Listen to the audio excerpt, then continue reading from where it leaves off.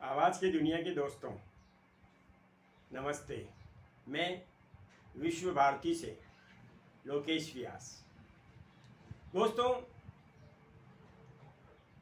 सुखी कौन है, ये एक ऐसा विषय है जिसका आज तक कोई एंड नहीं हो पाया। हर मनुष्य ने अपने अपने हिसाब से इसकी परिभाषा दी, लेकिन हमारे शास्त्र ऐसे हैं जिन्होंने ये कहा है कि सुखी कौन है, इसके बारे में एक सत्यता बताई है। उसी बारे में आज हम चर्चा करेंगे कि दीन कहे धनवान सुखी। जो गरीब आदमी होता है वो ये सोचता है कि जो धनवान है, पैसे वाला है, वो सुखी है। पर धनवान कहे सुख राजा को भारी, लेकिन जो धनवान आदमी है वो सोचता है नहीं नहीं, राजा बहुत सुखी है। और राजा कहे महाराजा सुखी, राजा सोचता है कि मैं तो कुछ भी नहीं, जो बड़े महाराजा हैं वो कितने सुखी हैं, उनके कितने नौकर चाकर होंगे, कितना बड़ा साम्राज्य है उनका। लेकिन ऐसा नहीं है। महाराजा कहे सुख इंद्र को भारी। महाराजा कहते हैं ये कहते रहते हैं कि सुख तो इंद्र के जैसा होना चाहिए। इंद्र को जो सुख है वो सुख वास्तव में इंद्र ही सुखी है।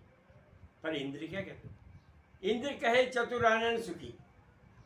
चतुरानन का मतलब ब्रह्मा। इंद्र कहते हैं कि ब्रह्मा है वो सुखी हैं, जिन्होंने निर्माण किया है सृष्टि का। लेकिन चतुरानन क्या कहते हैं? चतुरानन कहे सुख विष्णु को भारी। चतुरानन कहते हैं कि सुख तो विष्णु के पास है, क्षीर सागर में लक्ष्मी जी पांव दबा रही है, आनंद आ रहा है, सुख तो उसको कहते हैं। पर ऐसा नहीं है। तुलसीदास जी क्या कहते हैं? तुलसीदास विचार कहे भजन बिन सब जगत दुखियारी। तुलसीदास जी कहते हैं कि जो भजन नहीं करते हैं वो सब दुखी हैं, चाहे वो कोई भी हो। पूरा जगत जो भजन नहीं करता वो हमेशा दुखी है। सुखी होने के लिए सच्चाई और सत्यता होना जरूरी है। भजन यानी प्रभु का स्मरण। जो प्रभु का स्मरण करता है वो सुखी ही रहता है। सुख बाह्य अलग होता है और आंतरिक अलग होता है। सच्चा सुख तो आंतरिक ही होता है, बाह्य सुख तो क्षणिक होता है, वो आता जाता रहता है। लेकिन जो अंदर से सुखी है, आत्मा से सुखी है, वो हमेशा सुखी ही रहता है। वो सुख स्थायी है। प्रभु को धन्यवाद दो कि उसने जो कुछ आपको दिया है वो बहुत कुछ है। उसके लिए प्रभु के प्रति कृतज्ञता प्रकट करो। ओशो कहते हैं कि हमारे यहाँ पे आदमी सुखी क्यों नहीं है? वो सुखी इसलिए नहीं है, वो ये सोचता है कि मेरा पड़ोसी मुझसे ज़्यादा सुखी, बस इसलिए वो सुखी नहीं है। इसी प्रकार से तुलसीदास जी ने कहा है कि सुख संतोष के साथ जुड़ा है। जो मनुष्य संतोष धारण करते हुए अच्छे कर्म करता है वो सदैव सुखी रहता है।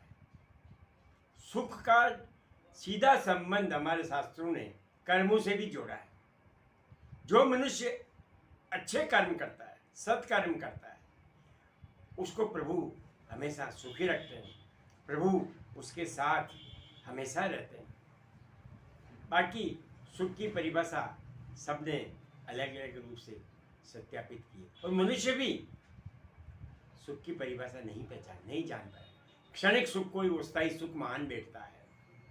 स्थायी सुख के बारे में बहुत कम मनुष्य ऐसे हैं जो स्थायी सुख कैसे हो इस बारे में सोचते हैं। और रहीमदास जी ने कहा कि सुखी राम का दास, थोड़े थोड़े सब दुखी, सुखी न कोई होय, सुखी केवल राम का दास। बाकी तो सब थोड़े थोड़े सुखी हैं। कभी सुख आता है, कभी सुख चला जाता है, उसी के साथ हम अपनी भावनाओं को प्रकट करते रहते हैं। कभी हम प्रभु से झगड़ा कर बैठते हैं, कभी अपने हम लोग जो है प्रभु के प्रति नेगेटिव धारणा बना लेते हैं। जब सुख आ जाता है तो प्रभु को प्रति पॉजिटिव धारणा बना लेते हैं। ये सब क्षणिक है। जो निरंतर रूप से प्रभु को स्मरण करता रहता है वो ही सच्चा सुखी है, और प्रभु ही उसे सच्चा सुख प्रदान करते हैं। धन्यवाद। आज के अंक में इतना ही कहकर के मैं अपनी वाणी को विराम देता हूँ, और मैं आपसे गुजारिश करता हूँ, कृपया आप इस वीडियो को लाइक करें, सब्सक्राइब करें और शेयर अवश्य करें। धन्यवाद।